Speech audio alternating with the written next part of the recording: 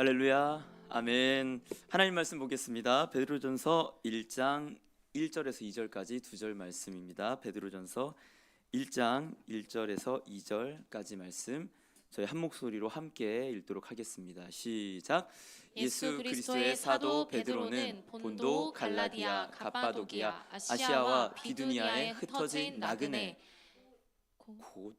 곧 하나님 아버지의 미리 하심을 따라 성령이 거룩하게 하심으로 순종함과 예수 그리스도의 피 뿌림을 얻기 위하여 택하심을 받은 자들에게 편지하노니 은혜와 평강이 너희에게 더욱 많을지어다. 아멘. 아멘. 우리 한번 옆에 계신 분들에게 이렇게 인사해 봤으면 좋겠습니다. 오늘 하늘 보면서 사셨나요? 다 못 봤나요? 주여. 오늘 하늘이 정말 맑았었죠. 저 기공할 때는 참 하늘 볼 일이 없어갖고 눈 이렇게 고개를 숙였다가 뜨면은 밤이 돼 있었어요. 늘 오늘 하늘 보니까 참 맑은 하늘을 보면서 기분이 너무 좋았는데 그때가 생각이 났어요. 제가 이제 신대원을 준비할 때 성경 고사를 봅니다. 그래서 독서실을 한 3개월 동안 끊고 나서 이제 독서실에 박혀갖고 성경만 봤었던 그런 시간들이 있었어요. 성경을 보다가 이제 눈이 좀 피곤하고 침침하고 옥상으로 나왔는데 오늘처럼 하늘이 너무 파랗고 맑은 하늘이었어요. 제가 그때 마침 레위기 쪽에 제사장 의복에 관한 부분을 보고 있었거든요. 근데 왜 파란색으로 제사장 의복을 지었을까라는 생각을 하면서 왔는데 그 파란 하늘을 보니까 하나님께서 이들의 정체성을 하늘에 속한 자임을 알려주기 위해서 그때 당시에 파란 원료 비쌌습니다. 굉장히 조개 껍데기를 갈아가고 파란색으로 만들었었어야 됐어요. 이스라엘은 바닷가가 없는 지역이었습니다. 귀한 원료로 파란색을 냈던 것은 너희는 땅에 속한 자들이 아니라 하늘에 속한 나의 택함 받은 제사장이다. 이걸 알려주기 위해서 파란색 옷을 지었던 것이었죠. 그런데 우리는 제가 이렇게 인사말로 건넸지만 이 땅을 살아가면 환경과 상황과 내 감정에 눌려서 정말 표현 그대로 땅을 보면서 사는 것 같아요. 저도 마찬가지고 하늘을 보지 않고 하나님을 보지 않고 천국의 소망이 없이 그냥 땅을 보면서 살 때 하나님께서 이 마음때쯤 저희를 어디로 부르셨다? 빛과 소금 교회로 불러주셨다. 아멘. 오늘 그 하늘 소망이 회복되길 소망합니다. 그 소망으로 다시 한번 하나님, 나는 천국에 속한 자입니다. 그걸 알 수 있고 하나님을 바라볼 수 있는 예배가 되는 이 시간 되기를 간절히 소망합니다. 지난번에 제가 금식을 하고 간증을 했었던 것처럼 사실 금식을 하면서 말씀을 읽을 때 원했던 바가 있었어요. 뭐였냐? 하나님, 신약의 사도들이 어떻게 구약 성경을 보았고 거기서 어떻게 예수를 발견했고 그뿐만이 아니라 어떻게 예수를 그때 당시의 교회에게 적용을 했을까요? 저는 구약을 사실 너무너무 좋아했기 때문에 신약을 그렇게 깊이 있게 보지를 못했었습니다. 물론 제 의로 봤었던 금식 중에 봤었던 그런 시간도 있었지만 참 감사한 건 하나님께서는 그 과정 속에서도 참 많은 은혜를 주시고 말씀을 알 수 있도록 성령님께서 참 지혜를 주시고 그냥 말씀을 보는 재미를 주셨던 것 같아요. 그때 당시에 그러면서 제가 봤을 때 그러면 어떤 신약 성경을 하나님 봐야 될까요? 그냥 아무 생각이 없이 그냥 베드로전서를 먼저 보게 됐습니다. 아무 이유가 없었어요. 근데 하나님께서 그 베드로전서를 통해서 어떻게 신약의 사도들이 그때의 성경인 구약 성경을 통해서 예수를 발견했으며, 사실 저희는 그렇잖아요. 처음 듣거나 이제 이런 설교를 처음 들으면은 돌멩이도 예수고 뭐도 예수고 저것도 예수 이것도 예수 하면서 어쩌라는 거냐, 그런 질문을 많이 받았습니다. 그게 예수고 저게 예수고 요게 예수인데 그래서 어쩌라고 라는 것을 저도 많이 받고, 어떤 측면에서는 잘못된 걸로 가면은 그냥 구약에서 이거 예수다만 발견하는 거예요. 사실 그게 중요한 게 아니잖아요. 그래서 우리한테 말하고자 하는 바가 뭐지? 성경은 예수를 찾아내는 그뿐만이 아니라 그래서 우리에게 어떻게 적용이 되고 하나님은 어떻게 지금의 교회들에게 말씀하시는지 나아가는 게 중요할 거잖아요. 근데 그게 베드로전서에서 너무 잘 나타나 있었습니다. 그래서 잠시 다른 갔던 에베소서나 그런 걸 멈추고 베드로전서를 하나님 나누고 싶습니다 해갖고 이렇게 베드로전서를 갖고 오게 되었는데요. 말씀을 통해서 한 가지 사실 바라는 바는 두 가지가 있습니다. 첫 번째는 말씀드렸던 것처럼 어떻게 하나님 저희도 신약의 그때 사도뿐만 아니라 교회들이 가졌던 그 눈을 갖게 해주셔서 예수를 보게 해 주시옵소서. 아멘. 그 예수를 또한 지금 오늘의 삶에 저희 교회 나에게 적용시켜서 이 베드로전서는 어쨌거나 한마디로 말하면 불신자들이 가득했던 그때의 너희들이 어떻게 그리스도인으로 살아갈 것인가에 대해서 사도가 나누고 있습니다. 그래서 하나님 예수를 보고 예수로 살게 해 주시옵소서. 아멘. 이것이 저희 베드로전서를 통해서 나누어지는 은혜가 있기를 소망합니다. 방금 아까 읽었습니다. 베드로전서 1장 1절 말씀을 제가 한번 다시 읽어볼게요. 예수 그리스도의 사도 베드로는 본도, 갈라디아, 갑바도기아, 아시아와 비두니아에 있는 흩어진 나그네까지 읽겠습니다. 베드로전서는 특이하게 시작을 하고 있습니다. 예수 그리스도의 사도된 베드로 내가 너에게 편지를 한다. 근데 본도, 갈라디아, 갑바도기아, 아시아와 비두니아는 제가 이거 그림을 갖고 올라 했는데 저에게 임철 목사님 영이 임해서 성령 구절이 많아져서 그림을 못 집어넣었어요. 아무튼 그 흑해에 있는 그 소아시아라고 불리는 그 지역들을 쭉 읊은 겁니다. 본도, 갈라디아, 쭉쭉쭉 아시아, 비두니아에 흩어진 나그네들에게 베드로가 편지를 하고 있는데요. 근데 이 지역이 어떤 지역이었냐? 그 흩어진 나그네라고 시작한 편지가 마지막엔 어떻게 끝이 나느냐? 베드로전서 5장 3절에 보면요. 5장 3절을 볼까요?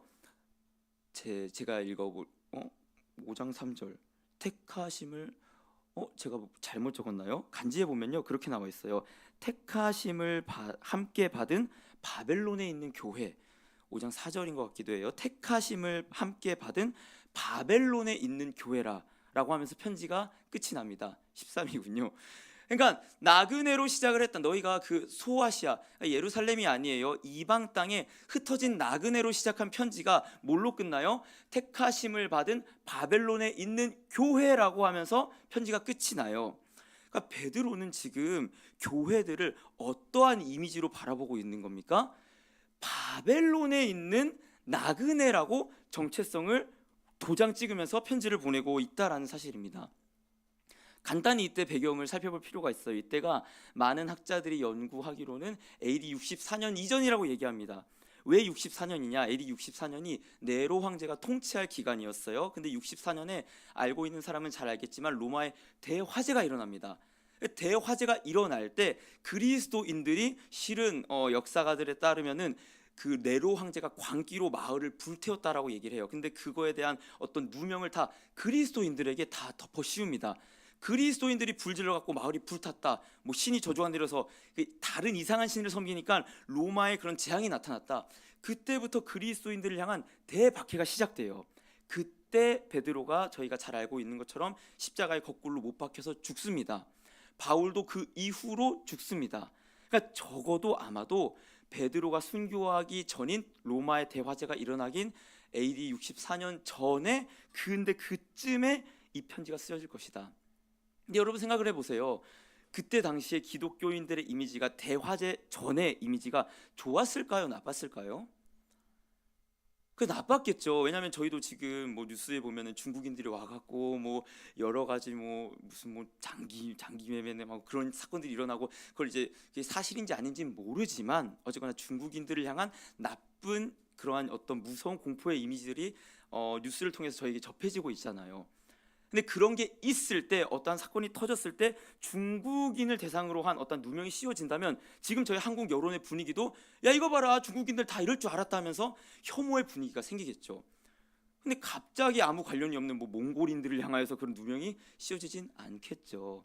대화제 때 이 그리스도인들이 그러한 핍박의 대상이 되었던 이유는 그들이 이미 그들의 신앙으로 조롱을 받고 핍박을 받았음을 이미 얘기해주고 있습니다. 그런데 왜 베드로는요 그 교회들을 향해서 나그네며 너희가 바벨론에 있다. 로마의 통치하에 있었어요. 근데 왜 바벨론에 있는 나그네라고 했을까요? 제가 이제 하늘문에 처음 갔을 때 여러 용어들에 대해서 굉장히 당황하고 놀랐는데 하나는 영빨, 그 다음에 땡긴다. 그래서 저는 또 받았네. 뭐 또의 축복, 또의 축복이요. 제가 이 말이 도대체 뭔 소린지를 모르겠는 거예요. 영빨은 뭐 그래 뭐 영빨 알겠고 땡기자도 그래 뭐 힘써 뭐 성령을 사모하자. 근데 제가 또의 축복이 도대체 뭐지? 근데 이제 원장님 설교와 말씀을 듣다 보니까 또 받았네 또 받았어. 그러니까 하나님께서 복을 주시고 또 주시는 그 또의 축복을 받읍시다. 아멘. 이걸 이제 그 하늘문 성도들은 다 알고 있고 원장님의 말씀과 그 문화와 환경을 통해서 이미 다 알고 있는 거죠. 익숙하니까 그게 다 받아들여지니까.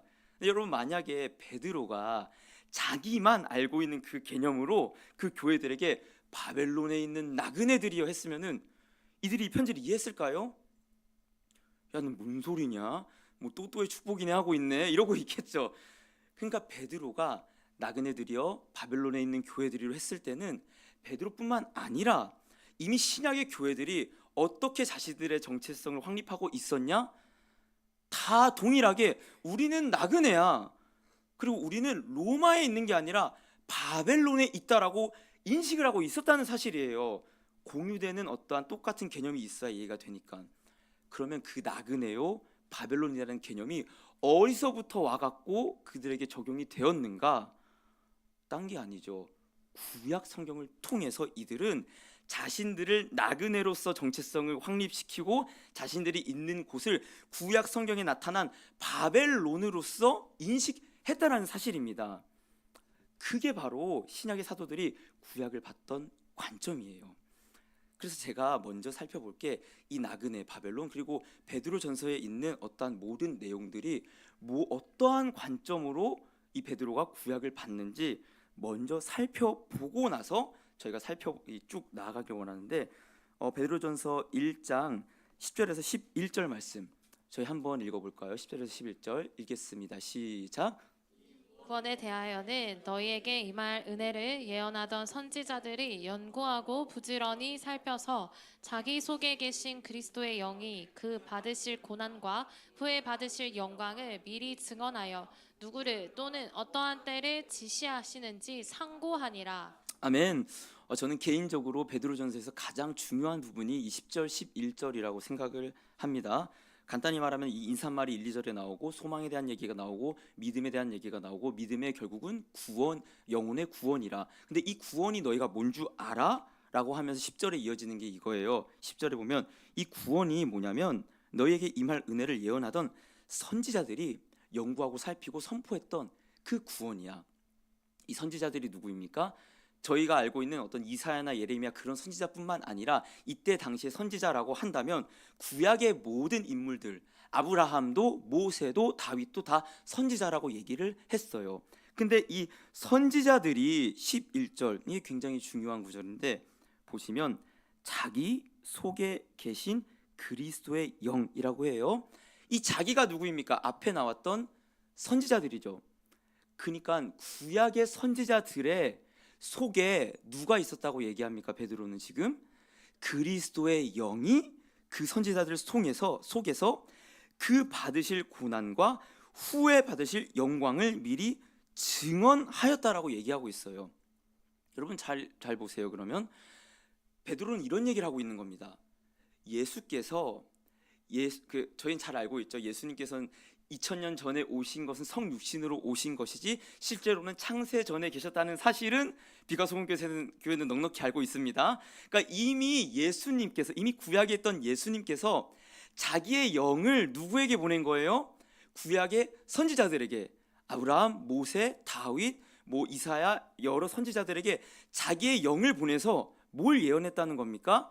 내가 받을 고난과 내가 받을 영광을 구약의 선지자들에게 내가 내 영을 보내서 그 선지자의 입으로 선포했다. 이 얘기를 하고 있는 겁니다. 아멘. 이해가 되실까요? 그래서 제가 세윤이 맞고 중고등부하면서 는 게 하나 있는데 이 뒷장 보시면요. 그림 띄워주시겠어요? 제가 카톡으로 보냈던 그 간지 오른쪽 그 구석에 잘 만들었죠. 이게 그림으로 요약해 보면 이런 거예요. 하나님이 계시고 예수님께서는 이미 창세전에 계셨습니다. 근데 예수님께서 예수의 영, 그리스도의 영이 무엇입니까? 성령이에요. 결국에는 성령을 보내셔서 구약의 인물들, 구약의 선지자들에게 성령을 보내셔서 예수님을 증거하였고, 마찬가지로 신약의 교회들에게 성령을 보내셔서 예수님을 증거하였다라고 말하는 것이 요약하면 결국에는 신약의 사도들이 봤었던 구약의 관점입니다.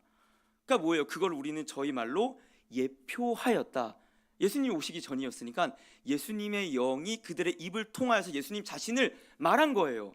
그게 예표였고, 그럼 동일한 성령이 저희에게 임하면은 똑같이 누구를 증거합니까? 예수를 증거합니다. 아멘이요. 이게 동일한 성령이 하는 역할이 구약과 신약이 결코 다른 것이 아니라 예수의 영이 우리를 통해 사시는 일이 그 일이었다는 거예요. 그래서 미리 한번 살펴보기를 원하는데 베드로전서 3장 19절에서 20절에 이런 얘기가 나와요. 이것도 나중에 살펴볼 텐데요. 그가 또한 영으로 가서 옥에 있는 영들에게 선포하시니라. 그들은 전에 노아의 날 방주를 준비할 동안 하나님이 오래 참고 기다리실 때 복종하지 아니하던 자들이라. 방주에서 물로 말미암아 구원을 얻은 자가 몇 명뿐이니 겨우 8명이라. 이게 이제 그 이후에 제가 간지에 못 넣었는데 베드로전서 4장 6절에 보면요, 그의 영이 지옥에 있는 자들에게 여기 있네요. 네, 이거 보시면은 이를 위하여 죽은 자들에게도 복음이 전파되었으니라고 하면서 이런 구절이 있어요. 그래서 많은 사람들이 이 구절을 어떻게 오해했냐면 예수님께서 십자가에 못 박히시고 영으로 지옥에 내려가서 지옥에 있는 자들에게 복음을 전파했다라고 이해했어요. 근데 이러면은 말이 안 되죠. 왜냐하면 한 번 심판으로 이미 그 예수 그리스도로 말미암아 구원을 얻냐 마냐가 정해지는 건데, 구약의 성도들 저희 잘 알고 있잖아요. 예수를 몰랐지만 같은 믿음으로 구원받았다고. 근데 마치 이러면은 예수님께서 지옥에 가서 다시 복음을 전파했으면은 지옥에도 기회가 한 번 더 있나? 그러니까 이 신학의 어떤 구원에 대한 틀이 뒤죽박죽이 되어버리는 거죠. 근데 여러분, 이 저희가 방금 봤었던 베드로전서 1장 10절과 11절을 근거로 해서 보면요, 요약해서 제가 쉽게 풀어 설명하면 이런 겁니다. 그리스도의 영이 이미 옥에 있는 영들에게 선포를 했어. 이게 그 3장 19절 내용이거든요. 근데 그 옥에 있는 영들이 누군지 알아?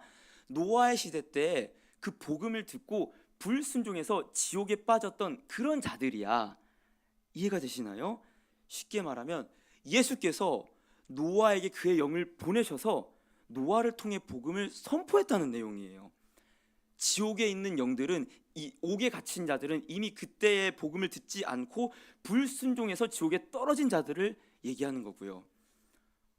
어렵나요? 제가 다음에 다시 다뤄볼 겁니다. 핵심 말하고자 하는 건 뭐냐?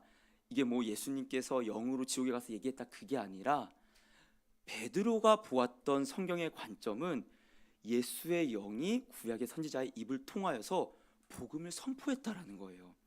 그것을 베드로는 말하고 있고, 동일하게 신약의 사도들은 이러한 관점을 유지하고 있는데 잘 알고 있는 거예요. 히브리서 1장 1절에서 2절을 보면요, 제가 읽어볼게요. 옛적의 선지자들을 통하여 여러 부분과 여러 모양으로 우리 조상들에게 말씀하신 하나님이 이 모든 날 마지막에는 아들을 통하여 우리에게 말씀하셨다라고 얘기하고 있습니다.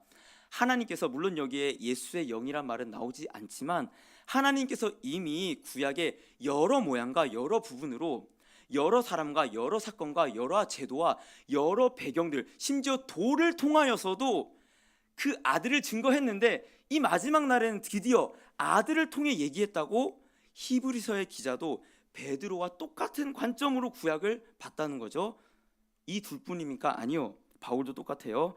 로마서 1장 2절에서 4절을 보면요, 이 복음은 하나님이 선지자들을 통하여 그의 아들에 관하여 성경에 미리 약속하신 것이다. 똑같이 선지자들을 통하여 말했다고 얘기하죠. 3절에 그의 아들에 관하여 말하면 육신으로는 다윗의 혈통에서 나셨고 성결의 영으로는 죽은 자들 가운데서 부활하사 능력으로 하나님의 아들로 선포되셨으니 곧 우리 주 예수 그리스도시니라. 아멘. 바울도 어떠한 관점을 유지하고 있어요? 선지자들을 통하여서 하나님께서 아들에 관하여 이미 계속 약속하고 얘기했었어. 그리고 부활을 통하여, 성결의 영으로 부활을 통하여서 나신 그분이 누구야? 그리스도시다 얘기하고 있습니다. 베드로, 히브리서 기자, 바울 똑같이 어떤 얘기를 하고 있어요? 하나님께서 그의 영을 보내셔서 예수 그리스도의 고난과 영광을 말씀하셨고 그분이 오셨어. 이제 이 얘기를 하고 있고, 조금 더 나아가면요, 동일한 성령이 우리에게 부어지면 우리 또한 어떠한 자들이 됩니까? 구약의 선지자들처럼 우리 또한 우리의 삶과 우리의 인생과 우리의 말을 통하여서 하나님께서는 예수를 증거하실 거야. 아멘이요. 이걸 얘기하고 있다는 사실이에요. 누가도 똑같이 이런 얘기를 한 거죠. 그래서 가장 유명하고 저희 잘 알고 있는 구절인데 한 번 더 볼게요. 누가복음 24장 44절에 또 이르시되 내가 너희와 함께 있을 때 너희에게 말한 바 곧 모세의 율법과 선지자의 글과 시편에 나를 가르쳐 기록한 모든 것이 이루어져야 하리라 한 말이 이것이라. 예수님께서 직접 말한 거예요. 야, 구약에 있는 그 모든 것들 나를 가르쳐서 하나님의 영이 부어져서 말씀하신 그거야 라고 얘기하면서 45절에 이에 그들의 마음을 열어 성경을 깨닫게 하시고, 성령이 하는 역할이죠. 46절에 또 이르시되 이같이 그리스도가 뭘 받아요? 고난을 받고 제3일에 죽은 자 가운데서 살아날 것과 고난을 받고 영광을 받을 것이 성경에 이미 얘기되어 있어. 또 그의 이름으로 죄 사함 받을 회개가 예루살렘에서 시작하여 모든 족속에게 전파될 것을 기록되었으니, 동일하게 이 일에 너희가 증인이라라고 얘기를 합니다.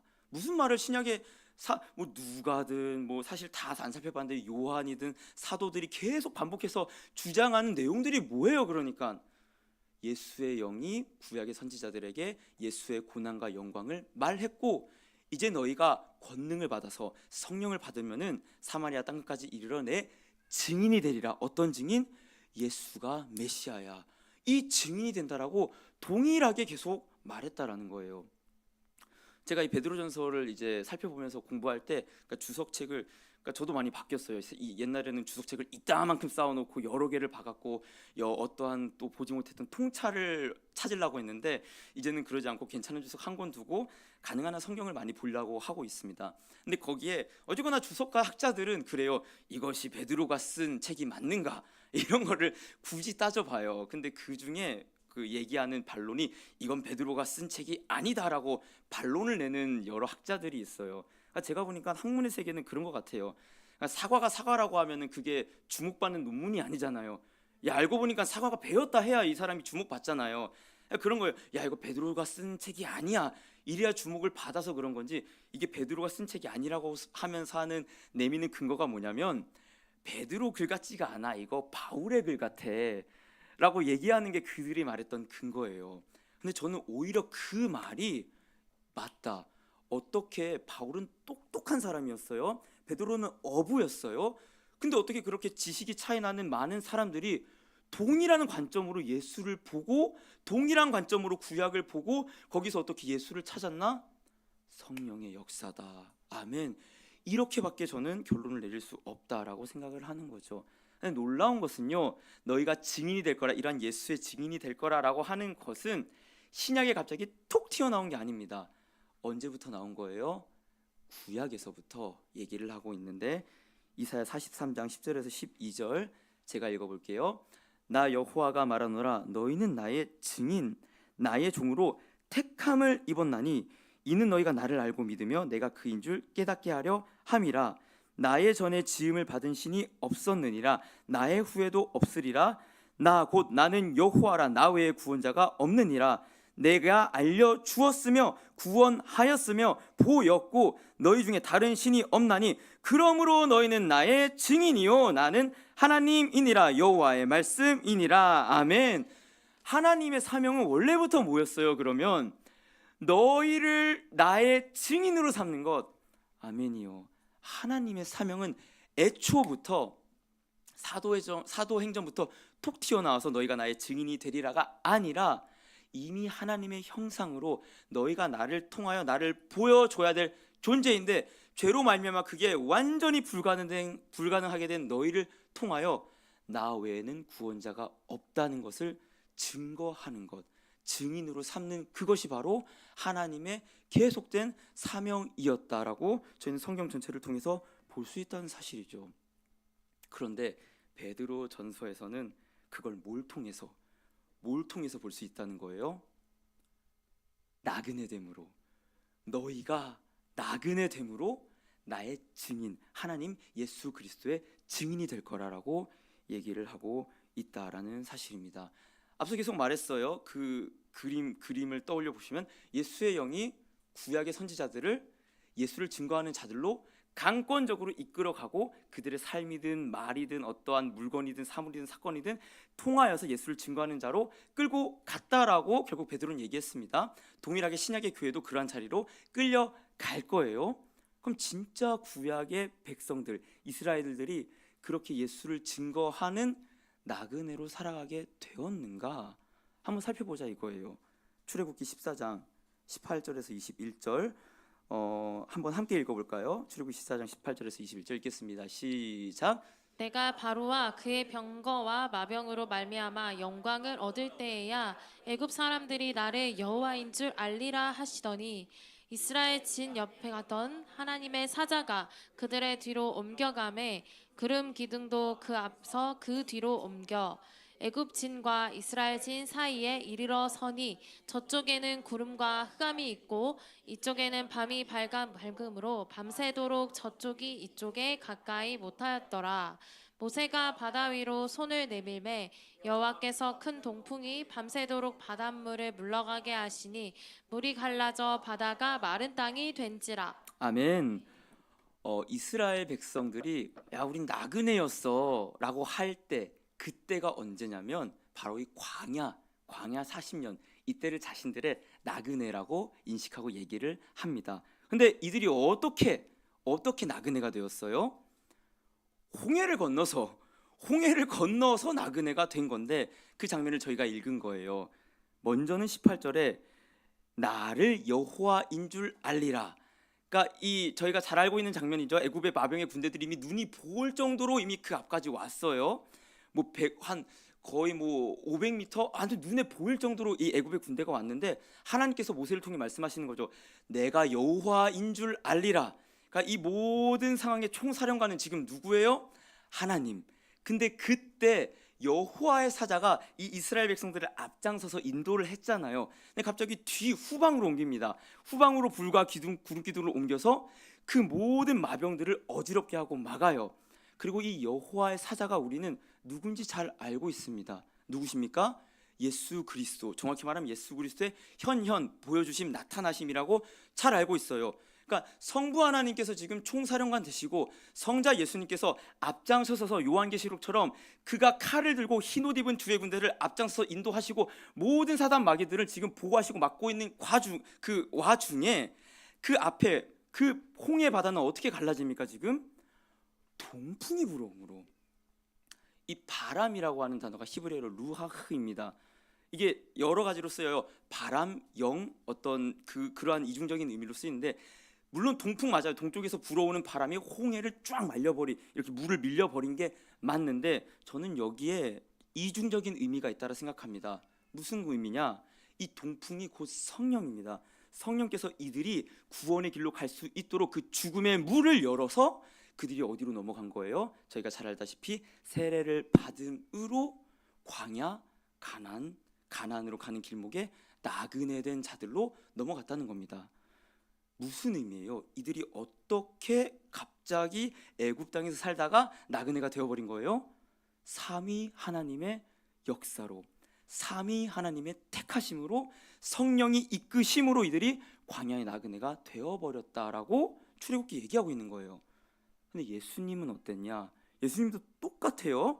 마태복음 4장 1절에 보면요, 그때 예수께서 성령에게 이끌리어 마귀에게 시험을 받으러 광야로 가사. 어떻습니까? 이스라엘의 어떠한 역사와 모습이 예수님과 동일하게 나타나고 있죠. 이스라엘도 성령이 그 물을 열어 성령의 이끄심으로 광야로 넘어왔는데 예수님께서도 동일하게 성령의 이끌림을 받아서 지금 어디로 간 거예요? 광야로 갔다. 성경은 지금 무언가를 얘기하고 있습니다. 원래는 모본은 뭐예요? 원본은 예수님이 나그네됨을 원래는 나타내고 싶어서 이스라엘이 어떻게 나그네가 됨을 그 출애굽기를 통해서 보여줬고, 진짜 원본 예수가 나와서 딱 나타나서 야 실은 내가 나그네이기 때문에 너희가 나그네로 인도함 받은 거야. 이걸 사실은 신구약에 합쳐서 얘기하고 있다는 사실이죠. 그래서 예수님께서 마태복음 8장에서는 이렇게 얘기했어요. 예수께서 이르시되 여우도굴도 있고 공중에 새도 거처가 있으되 인자는 머리 둘 곳이 없다 하시더라. 서기관이 물어봤어요. 예수님, 저도 예수님 제자 되고 싶어요. 따르고 싶어요. 그때 예수님께서 이렇게 얘기합니다. 그래? 나를 따라오고 싶니? 나의 길을 가고 싶니? 근데 나는 여우도 굴도 있고 새도 보금자리가 있는데 나는 머리 둘 곳이 없어. 뭔 말입니까? 난 나그네야. 이 땅에서 난 나그네야. 너가 날 따라오고 싶으면은 나그네의 길을 따라와야 되라고 예수님께서 얘기하셨다라는 사실입니다. 계속 똑같이 보여주고 있는 거죠. 예수의 영이 그러니까 예수의 영이 이미 예수님 그 자체잖아요. 성부, 성자, 성령은 같은 하나님이시잖아요. 그러니까 예수의 영이 그들을 어디로 인도한 거다? 나그네로. 뭘 위해서요? 더 큰 맥락에서 보면요, 예수를 증거하기 위해서요. 어떤 걸요? 예수의 고난과 그 후에 받을 영광을 증거하기 위해서 이들을 나그네로서 인도한 게 출애굽기에 나왔던 사건이고, 그 실제 원본인 예수님께서 오셔서 내가 진짜 나그네야, 그래서 이 땅에서 고난을 받으시고 십자가의 고난과 동시에 영광을 보여주신 거죠. 근데 이렇게 하나님의 택한 받은 백성들이 선택함 받아서 성령으로 말미암아 광야의 나그네로 인도함 받았을 때 이들의 반응이 어땠습니까? 출애굽기 16장 3절을 보면은 이렇게 얘기하죠. 이스라엘 자손이 그들에게 이르되 우리가 애굽 땅에서 고기 가마 곁에 앉아 있던 때와 떡을 배불리 먹던 때에 여호와의 손에 죽었더라면 좋았을 것을 너희가 이 광야로 우리를 인도해내어 이 온 회중이 줄여 죽게 하는도다. 그러니까 분명하게 삼위 하나님께서 이들을 홍해를 건너서 나그네된 광야로 인도했습니다. 근데 이들이 계속 고백하는 게 뭐예요? 아 애굽이여, 아 애굽이여, 애굽에서 죽었으면 좋았을 것을, 아 전도사 되기 전이 좋았을 것을, 아 빗소 만나기 전이 좋았을 것을, 계속 이런다는 거예요. 계속 이렇게 원망과 불평과 교만으로 그들의 반응이 나타났다라는 사실입니다. 네, 여러분 여기까지는 잘 이해가 되셨을 것 같아요. 하나님께서 우리를 나그네 삶으로 인도하십니다. 아멘. 그래서 우리가 이 예배자의 삶을 사는 거예요. 세상과 구별된 자들로 살아가는 거예요. 근데 이 땅에 분명히 나그네가 맞습니다. 광야의 삶이 나그네가 맞습니다. 근데 신기하게 모세는요, 그 예수의 하나님의 영을 받은 모세는요, 야 진짜 나그네된 땅이 어디 있는 줄 알아? 그 광야가 나그네 땅이 맞았거든. 너희가 진짜 나그네였던 그곳이 어딘 줄 알아? 애굽이야, 애굽. 신명기 10장 19절을 보면요, 너희는 나그네를 사랑하라. 전에 너희도 애굽 땅에서 나그네가 되었음이니라. 아멘. 분명히 이 신명기가 쓰여졌던 시간은 저희 잘 알고 있는 것처럼 모압 광야에 나그네 되었을 때 모세가 고별 설교로 얘기를 한 거예요. 나그네가 맞아요. 근데 모세는 오히려 뭘 얘기하냐? 야 지금이 나그네 같니? 아니야. 애굽에 있을 때가 너희가 나그네였어. 얘기를 하고 있습니다. 모세는 뭘 알았냐면요, 물론 실제적으로 광야에 있는 그 시간이 나그네는 맞지만 본향이 바뀌었다는 거예요. 이제 우리의 고향이 애굽이 아니라 가나안으로 바뀐 나그네이기 때문에 결코 애굽이 본향이 될 수 없어. 그러니까 거기 있을 때가 너희가 나그네였어. 저희 식으로 보면 뭡니까? 예수를 알기 전, 예배를 알기 전, 하나님을 몰랐던 그 죄에 빠졌던 그 모든 시간들이 다 모였다 나그네의 삶이고, 지금은 어떤 삶이다? 옛사람이 죽고 새 사람으로 거듭나는 광야에서의 나그네의 삶이다 얘기를 하고 있는 거죠. 베드로도 동일하게 신약의 교회들에게 뭘 얘기하고 있는 거예요? 너희가 그래서 바벨론에 있는 교회다. 왜요? 바벨론이 뭐예요? 하나님을 대적하는 세력들, 로마, 바벨론, 애굽 똑같은 거예요. 다 너희의 나그네된 정체성을 가로막는 그 모든 세력들이 다 바벨론이고 애굽이고 너희가 그곳에서 나그네로서 살고 있다라고 얘기한다는 거죠. 여러분 성경에서, 구약에서 원수들, 뭐 대적들 이런 개념들이 많이 나오잖아요. 근데 이 원수 애굽이 이스라엘에게 했던 그 미디안 그 대적 원수들이 이스라엘에게 했던 그 짓이 무엇입니까? 단순히 그들을 공격해 갖고 그들의 어떠한 병력, 그 사람을 죽이는 게 그들의 공격이었어요? 아니요, 그건 오히려 그들을 막대기로 쓰시는 하나님의 사랑에 매였어요. 진짜 이들의 공격이 뭐였냐? 이들의 정체성을 파괴시키는 거예요. 야 애굽이 좋았다. 야 예수 믿기 전이 좋았다. 야, 지금 떡과 고기를 먹을 수 있었는데, 지금 누워서 TV 볼 수 있었는데, 예수 안 믿으면 내가 손에 들 볼 수 있었는데, 내가 한우물 차를 타고 부릉부릉 가지 않아도 됐을 텐데, 이러한, 물론 우스갯소리로 얘기하지만 우리의 정체성을 어떻게 바꾸는 거예요? 이 땅을 바라보게 하는 거예요. 이 땅을. 야, 천국의 소망이 뭐냐? 네 육신을 위해 살아. 너의 체면을 위해 살아. 뭐하러 너의 죄를 고발하고 너의 죄를 고백하고 너의 죄를 그렇게 들춰내? 야, 다 필요 없어. 네 체면 가리고 가면 끼우고 잘난 사람으로 살아. 이 땅에서 기세등등하게. 야, 뭐하러 손해 보면서 사역을 해? 적당히 살아. 야, 뭐하러 유난을 그렇게 부리면서 예배 자리에 나오니? 야, 왜 그렇게 마음 불편하게 가족들한테 전도해? 야, 피곤한 몸을 이끌고 뭐하러 매일 이렇게 매일 예배 드리는 이곳으로 너는 발걸음을 옮기냐? 그러면서 자꾸만 저희들의 마음과 심령을 뭘로만 향하게 하는 거예요? 썩을 육신으로, 죽을 이 세상으로, 나의 배를 불리기 위한 삶으로 자꾸만 유혹하는 게, 그게 미디안들이 우상숭배로 미혹했던 짓이고요. 애굽으로 가고 싶다 했던 사단 원수 마귀의 공격입니다. 공격을 알아야 대적하지 않겠어요? 공격이 뭔지도 모르고 아픈 게 공격인가요? 재물이 없어지는 게 공격인가요? 나의 사업이 실패하고 뭐 저에 따르면은 저의 목회가 실패하는 그런 게 공격인가요? 아니요. 잘 되고 떵떵하고 나 스스로의 힘으로 살 수 있도록 하는 그것이 오히려 공격인 줄 알길 소망합니다. 아멘. 그래서 모세는 이걸 알고요. 이미 출애굽기 18장에 어떠한 고백을 했었냐면요. 이런 고백을 해요. 그의 두 아들을 데리고 왔으니 그 하나의 이름은 게르솜이라. 이는 모세가 이르기를 내가 이방에서 나그네가 되었다 함이요. 그러니까 출애굽기 18장은 홍해를 건너고 이드로를 만난 거예요. 이 장인어른 이드로를 만났는데 이 이드로가 이제 모세의 아내와 두 아들을 데리고 왔어요. 첫째 아들의 이름이 뭐였다? 게르솜. 이게 제가 사실 놀랐던 건데 올 초였어요. 제가 부임한 지 얼마 안 됐을 텐데 용성 집사님께서 물어보는 거예요. 제가 히브리어를 얘기 안다고 하는 걸 보고 게르솜이 무슨 뜻이에요, 전도사님? 하고 이제 여쭤봐고 제가 사실은 너무 감격이었어요. 아, 신학생들도 궁금해하지 않은 게르솜에 관심이 있다니. 게르솜이 뭐냐? 게르는 나그네예요. 원래 그러니까 솜은 그러니까 샴이 거기 그곳 대열이란 뜻인데 이게 아마 발음이 좀 변해서 솜이 된 것 같은데 게르솜은 뭡니까? 모세가 고백하는 걸 첫째 아들 낳고 나서 미디안으로 쫓겨났잖아요. 애굽에서. 아, 내가 여기서 나그네가 됐다. 이거를 자기 아들 이름으로 거기서 내가 나그네가 됐다는 것을 게르솜이라고 고백을 한 거예요. 근데 이상하게 둘째 아들 얘기는 나오지 않다가 여기 갑자기 똥 등장을 하는 거예요. 이름이 뭐냐? 4절에 읽어볼게요. 하나의 이름은 엘리에셀이라.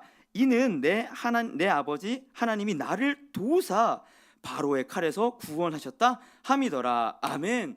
엘리에셀은 나의 하나님은 도움이시라. 에벤 에셀이 도움이거든요. 엘리가 나의 하나님, 에셀이 도움해갖고 나의 하나님은 도움이십니다 하면서 뭐예요? 바로를 이기셨습니다. 나를 구원하셨습니다. 이걸 얘기하는 거예요. 출애굽기 18장은 뭘 얘기하고 있냐면 게르솜으로 시작한 하나님의 백성들이 엘리에셀로 끝날 것을 보여주는 겁니다. 아멘이요. 내가 여기서 나그네가 되었다. 내 인생이 나그네구나 했던 그 모세가 출애굽 홍해를 건너고 세례를 받음으로 하나님의 구원을 경험함으로 어떠한 선포를 합니까? 나의 하나님이 도움이시구나. 구원을 얘기하는 것. 그게 바로 성도들의 삶이라고 보여주는 겁니다. 뭐예요? 이 땅을 살아가면서 저희가 진짜 하나님의 백성이 맞다면요, 실은 저는 이전에는 이런 설교를 하면 이렇게 얘기했을 거예요. 여러분들 나그네처럼 사십시오. 아니요, 반대예요. 제가 말하고자 하는 건 오히려 반대입니다. 여러분들이 진짜 이 말씀을 듣고 어쩐지 내가 이 땅이 싫더라, 어쩐지 내가 하늘이 본향인 것 같더라, 어쩐지 내가 이 땅에서 많은 시험과 고난을 겪으면서 나그네처럼 살아가고 있더라. 아멘. 이거를 내가 느낀다면은 거기에서 위로를 받으라고 베드로 전서가 쓰인 거예요. 나그네로 사세요, 나그네처럼 사세요가 아니라 성경은 오히려 나그네된 자들이 이 편지를 보았을 때 맞네, 내가 진짜네. 야, 맞네. 어쩐지 내 이 삶이 고난받고 나그네 같고 힘든 이 게르솜 같은 삶이었는데 하나님께서 엘리에셀로 나를 인도하실 거네. 아멘. 이게 성경이 말하고자 하는 바고 베드로가 전하고 싶었던 위로였다는 사실입니다. 그래서 베드로전서 1장 2절에 뭐라고 선포하는 거예요? 너희가 어떤 신분인 줄 알아? 우리 한번 한 목소리로 읽어보겠습니다. 시작. 하나님 아버지의 미리 아심을 따라 성령이 거룩하게 하심으로 순종함과 예수 그리스도의 피 뿌림을 얻기 위하여 택하심을 받은 자들에게 편지하노니 은혜와 평강이 너희에게 더욱 많을지어다. 아멘. 얘기하고 있어요. 뭘 따라서? 너희가 하나님의 미리 아심을 따라서. 뭔 말입니까? 우리가 하나님을 미리 한 거예요. 하나님이 우리를 미리 아신 거예요. 하나님이 미리 아셨다고 저희 에베소서에서도 배웠잖아요. 1장에서 찬송하리로다 우리 주 아버지 곧 창세 전에 우리를 자녀로 택하사 예정하사. 아멘.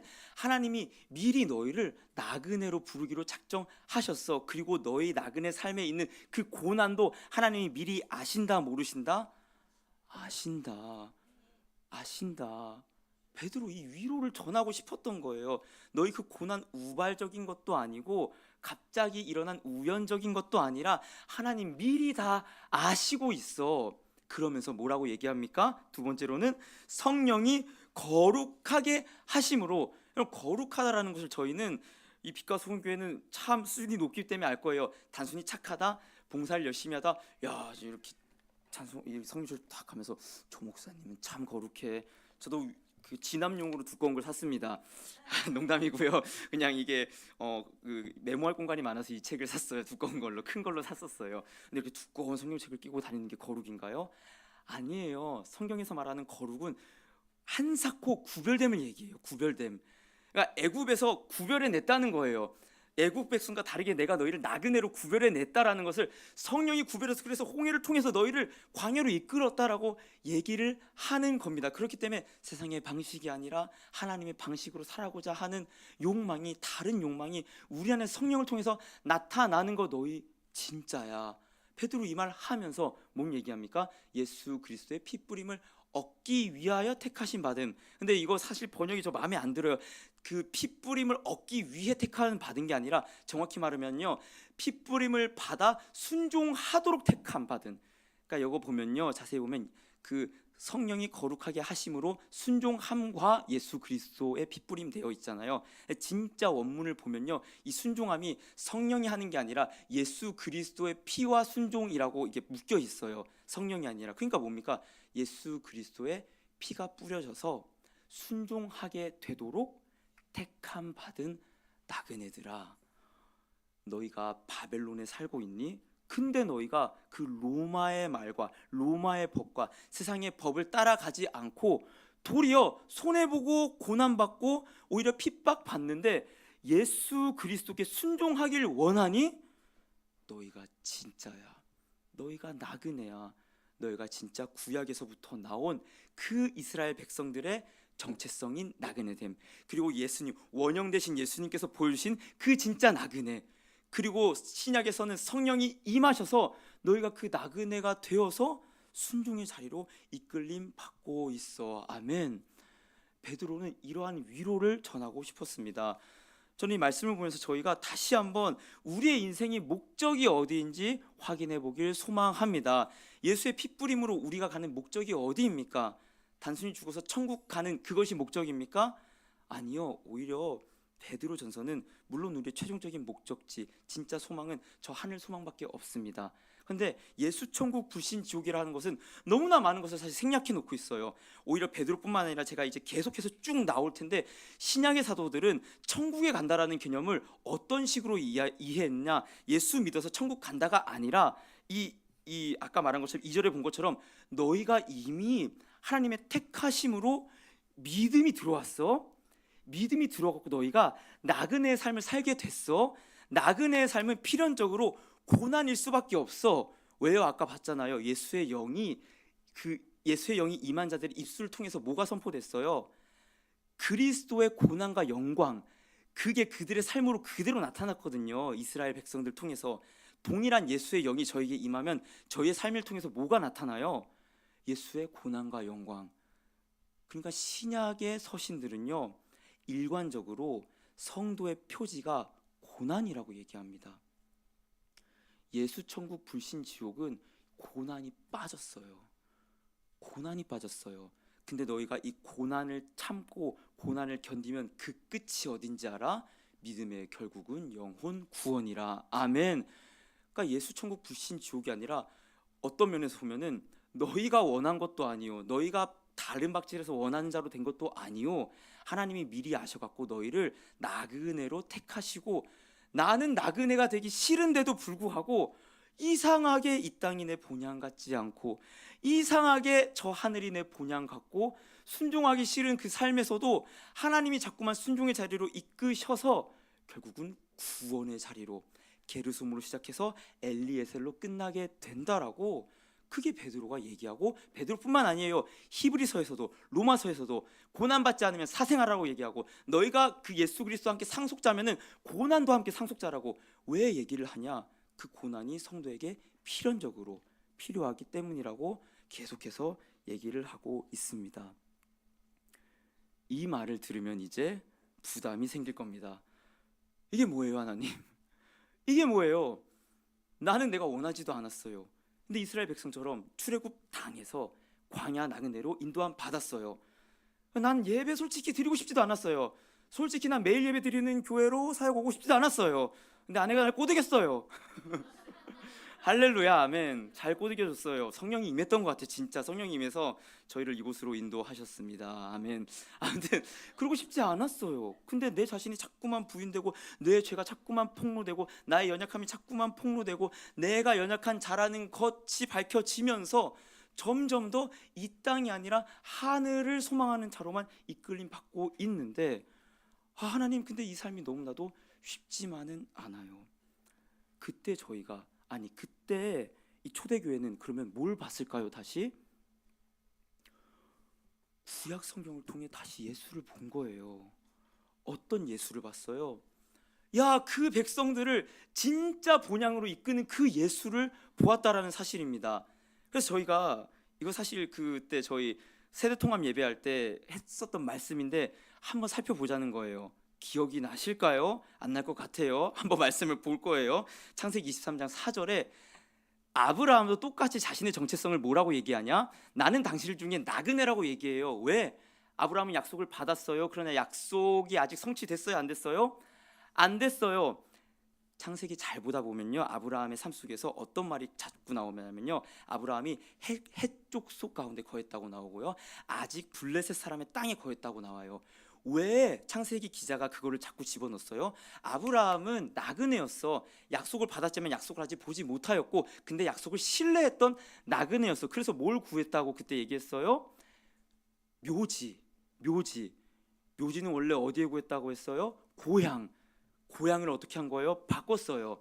바벨론 땅에서 가나안 땅으로. 왜? 하나님이 이 약속의 땅을 주신다는 것을 확신했기 때문에 약속을 믿는 자들은 선택이 바뀜을 아브라함 통해서 보여준 거예요. 아브라함만 그 땅, 그 막벨라 굴에 묻혔어요?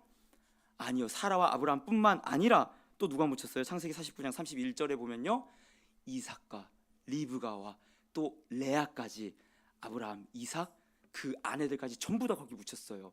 그러면 아브라함만 약속을 믿었다? 아니면 이삭도 약속을 믿었다? 이삭도 믿었다. 이삭도 나그네로 그렇게 살았다. 왜냐하면 4대 만에 돌아온다고 했지, 그 천국으로 예표된 가나안 땅을 지금 준다고 안 했고 4대 만에 돌아온다고 약속했는데 보지 못하지만 아브라함 믿은 것처럼. 세훈이한테 얘기해요. 제가 나도 천국 못 봤어, 유빈쌤도 천국 못 봤어, 권사님들도 천국 못 봤어. 근데 우린 천국을 믿어. 믿음으로 천국은 소유하는 거지 봄으로 소유하지 않아. 보고 믿는 게 뭐가 믿음이에요? 확인이지. 안 보고 믿어야 믿음이죠. 동일한 믿음을 아브라함, 이삭뿐만 아니라 야곱도 뭐라고 얘기해요? 47장 9절에 야곱이 바로에게 뭐라고 해요? 나는 나그네였어요. 똑같이 나그네 신앙을 가지고, 무슨 말입니까? 이 땅이 내 본향이 아니었다라고 야곱이 얘기하는 거예요. 고생만 죽도록 했어요. 근데 그 이후에 뭐라고 얘기해요? 30절, 47장 30절에 내가 조상들과 함께 눕거든 너는 나를 애굽에 메어다가 조상의 묘지에 장사하라. 요셉, 나를 아브라함, 이삭, 그 아버지들이 묻힌 그곳에 장사해. 여러분들 구약을 볼 때요, 구약에 뭐 내세관이 없다, 천국이 없다 그런 얘기 하거든요. 아니에요. 구약의 내세관은 철저하게 조상의 묘로 돌아가는 게 그 얘기 나오잖아요. 그 열왕기 상하나 뭐 이제 그런 거 보면은 그 열조의 묘로 들어갔더라. 다윗의 성으로 돌아갔더라. 조상에게 들어가는 것이 언약 백성으로 돌아간다라는 뜻이고, 그게 대가 끊기지 않는 것이 영원한 백성이 된다는 의미였어요. 그러니까 그 묘로 들어간다, 조상에게로 돌아간다, 그게 바로 어떠한 면에서 천국으로 간다라는 것을 구약적으로 설명한 거라고요. 야곱도 똑같은 신앙을 고백하고 뿐만 아니라 요셉도 뭐라고 얘기한 거예요? 창세기 50장이 멋지게 이렇게 끝나는 거예요. 그래서 요셉이 또 이스라엘 자손에게 맹세시켜 이르기를 하나님이 반드시 당신들을 돌보시리니 당신들은 여기서 내 해골을 메고 올라가겠다 하라 하였더라. 아멘. 그 애국 부유한 땅, 미국 그 라스베가스 그런 땅에서 죽으면 얼마나 좋아요. 근데 아니야, 난 조상에게로 돌아갈 거야. 언약 백성에서 끊어지면 안 되거든. 내 아버지, 할아버지, 증조할아버지 다 그 약속을 믿었거든. 나도 그 약속을 믿거든. 그리고 하나님께서 4대 만에 그 땅으로 어떻게 약속을 성취시킵니까? 여호수아 24장 32절에 또 이스라엘 자손이 애굽에서 가져온 요셉의 뼈를 세겜에 장사하였으니 이곳은 야곱이 베크시타를 주고 세겜의 아버지 하볼의 자손들에게서 산 밭이라. 그것이 요셉 자손의 뭐가 되었다? 기업이 되었더라. 아멘. 하나님께서 약속을 성취하셨습니다. 아멘. 하나님께서 저희에게 약속하신 천국을 성취하실 것입니다. 아멘. 이 믿음으로 똑같이 살아간다. 나그네된 너희들이 무엇에 소망을 두고 무엇을 바라보고 살아가는지 아니? 구약에 있었던 아브라함, 이삭, 야곱, 요셉과 같이 너희들은 그 본향을 보고 그것을 보고 살아가고, 그걸 통해서 뭘 증거하는 거예요? 그걸 통해 천국과 예수를 증거하는 자들로 살아가는 자들이야. 아멘. 무엇을 통해 우리가 예수를 증거를 합니까? 무엇을 통해 우리가 천국을 증거합니까? 이 땅이 아니라 천국을 본향으로 둔 손해보는 삶을 통해서, 고난받는 삶을 통해서, 그때서야 예수와 천국이 증거되는 거고, 아니 저는 오히려 이렇게 말하고 싶어요. 그렇게 사세요가 아니라 그렇게 인도할 거고, 반드시 게르솜에서 엘리에셀의 자리로 인도할 거고, 그게 너희 삶에서 나온다면은 너희 진짜야. 너희 진짜 그 본향을 천국에 둔 자들이야. 힘내, 괜찮아, 잘 가고 있어. 베드로는 이것을 그 핍박받는 자들에게 그렇게 전하고 싶었다라는 사실이죠. 그래서 뭘 얘기합니까? 산 소망. 너에게 그 산 소망이 있어.